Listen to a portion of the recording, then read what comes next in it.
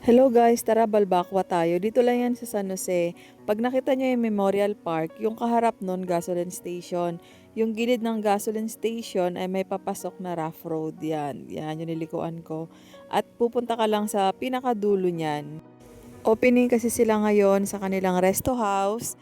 At marami pang pwedeng i-order maliban sa balbakwa. Merong mga soda, coffee, French fries, siomai, at ano siya, family business.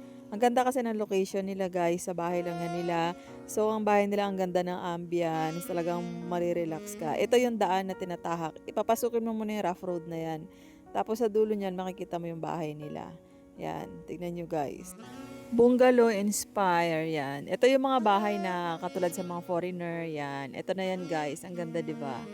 So, talagang yung team ng bahay na yan, o pang foreigner talaga siya. Kasi yung gumawa niyan, yun ng tito ko, actually mga kamag-anak ko yan, mga pinsang buo ko. Yan, pinopromote namin yung kanilang business, kaka-open lang kahapon, baka naman mga friend.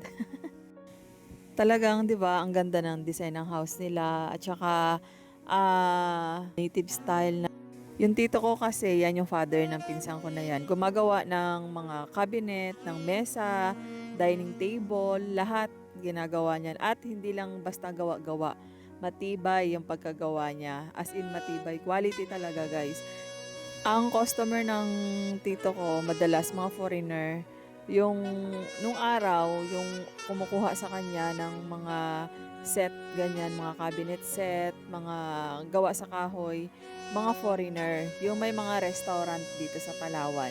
Katulad ng Trattoria, hindi ko alam kung meron pang Trattoria ngayon.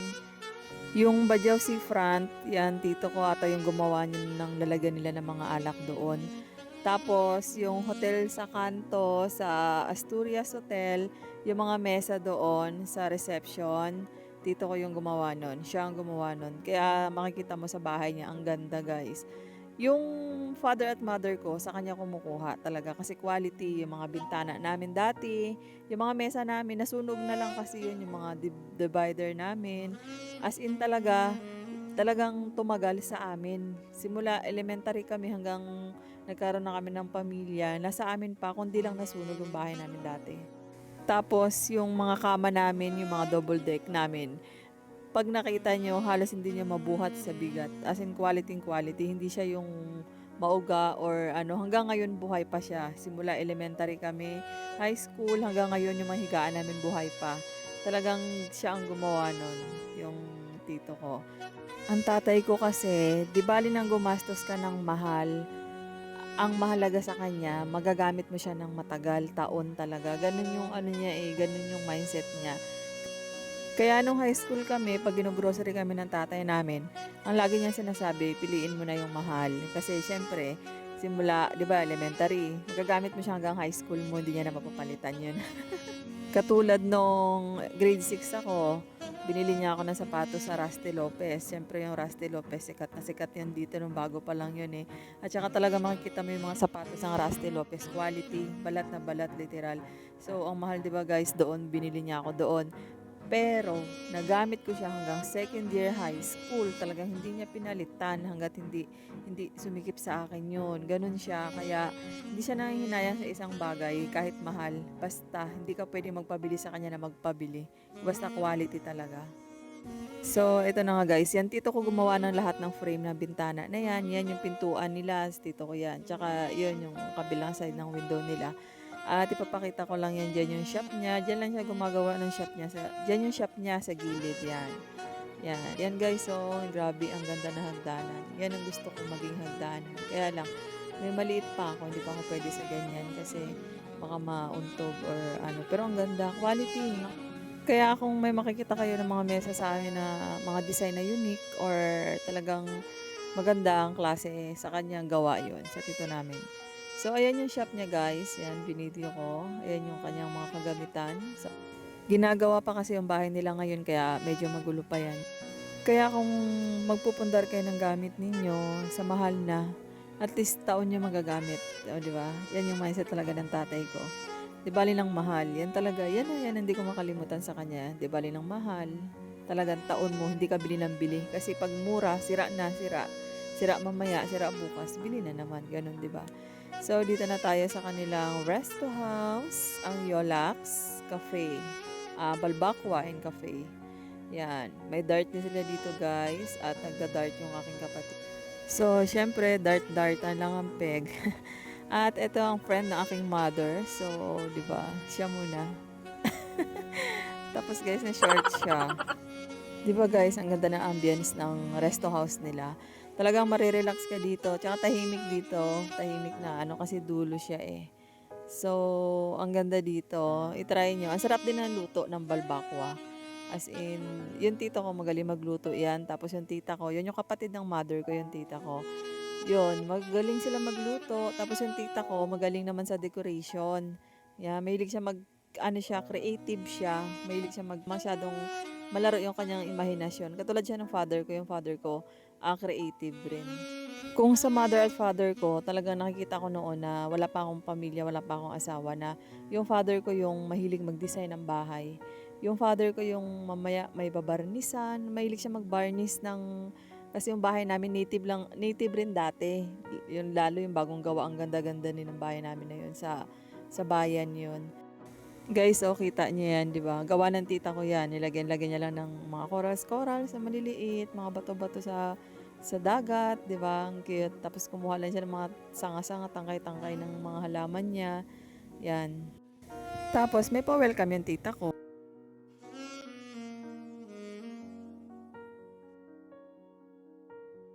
Dahil ngayon, customer ka itang ano ko sa ngayon ha. Kinikwento ng tito ko yung recipe ng lola ko yung nanay. Ha? Ako sa yung bola. Be! Ay, ganon?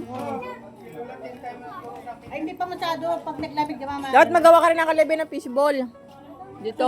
At sinabi ko mag-fishball siya kasi hindi ko alam kung meron pang ganito ngayon ha. Yung fishball niya ay literal na isda. Magalitik-litik talaga yan. Pagkatapos ng litik-litik, patay mo na yung kalan mo. Parang wala siyang balat, no? Meron. Pagkatapos patay ng kalan, yan na, i-drain mo na siya. Paglamig niyan, lutong. Hindi siya mapait. Nakakatuwa talaga yung recipe ng lola ko noong unang panahon pa eh. Talagang yan, natutunan niya at hanggang ngayon ay na-apply niya pa. Lola ko na nanay ng tatay ko, magaling talaga yun siya magluto. Masarap yun siya magluto. Ang pagkakaalam ko, siya ang isa siya talaga ang masarap gumawa dati dito ng longganisa ba yun? Or skinless, ganyan. Kaya nga may pinsan ako na nanghihinayang, yun kasi yung palakihin ng lola ko na yun, na hindi niya malang nakuha yung recipe ng lola ko kasi talagang yun talaga yung tinatangkilik nung araw, yung kanyang longganisa or skinless. Hindi ko lang alam kung alin sa dalawa. Kaya yung tito ko, sabi ko mag-fishball siya kasi iba talaga yung luto noon sa ngayon kasi ngayon ang dami ng artificial, no? Ang dami ng hinahalo. Yung fishball talaga na ginagawa niya, katulad ng karaan gumawa siya, literal talaga, isda talaga. Isda ang mas marami. Dati may kapitbahay kami, yun ata yung kauna-unahang nag-fishball dito sa Palawan, yung kapitbahay namin, nag-upa sa kanila.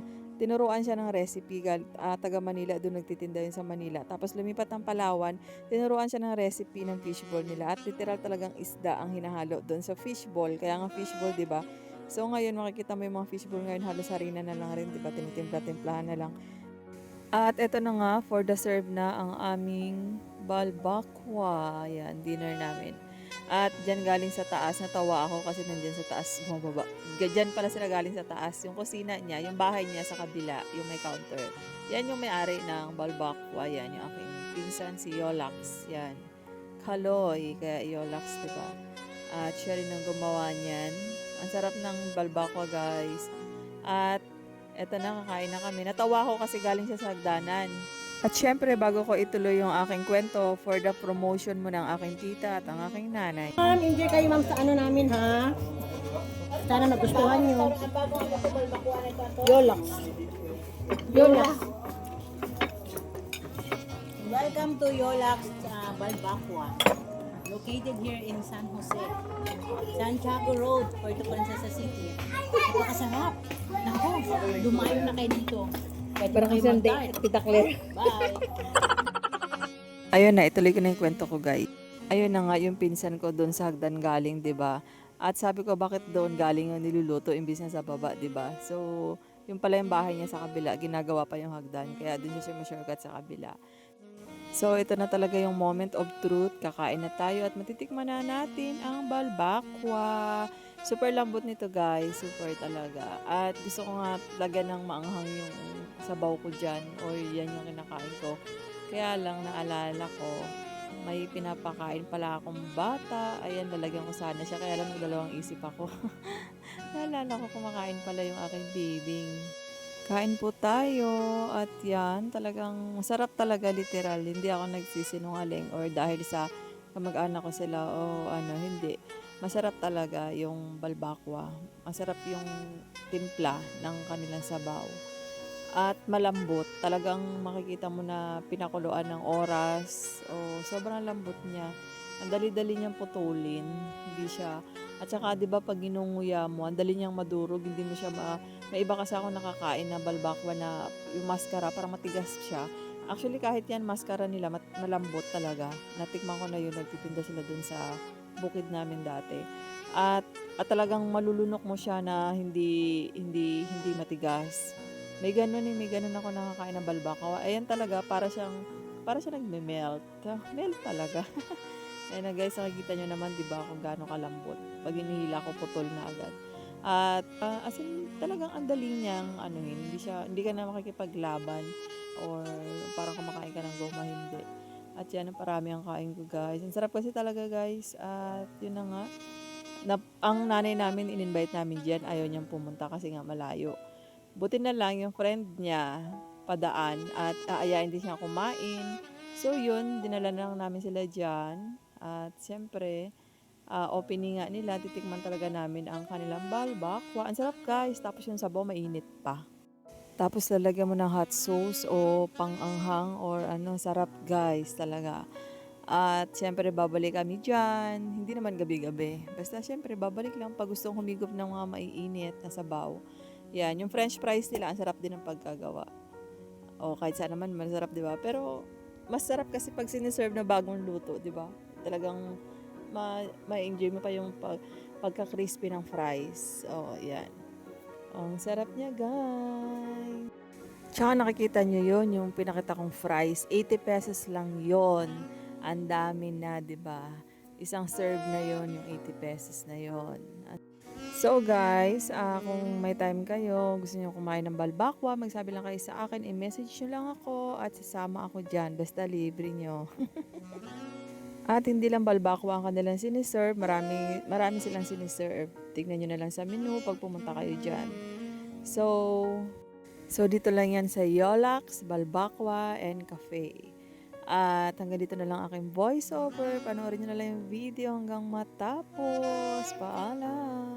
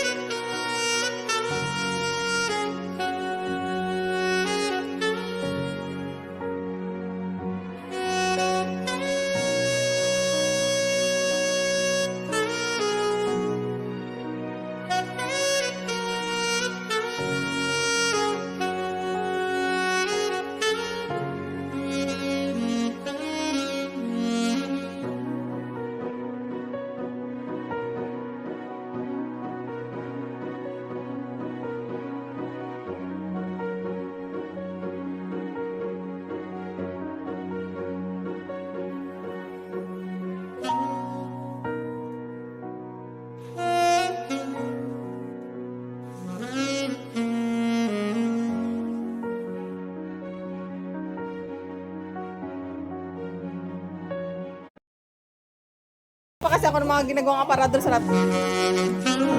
Yeah, look at this. If you want this one, you can order it. But as of now, my father is blind. My father is he has to scrape the cataract and then just proceed with the ano again.